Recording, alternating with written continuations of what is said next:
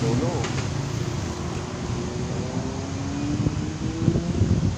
Parang ito private siguro naman ito. Ano dito? Ano magtrabaho?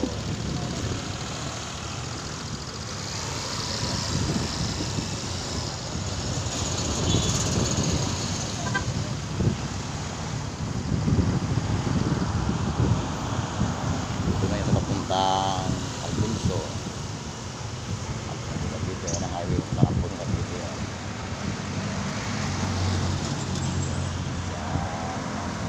Tagaytay.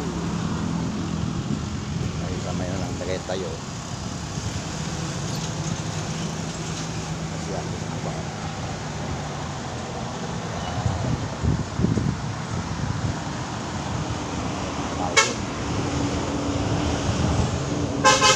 Restaurant pala yun sa baba na yun eh. Restaurant pala yun.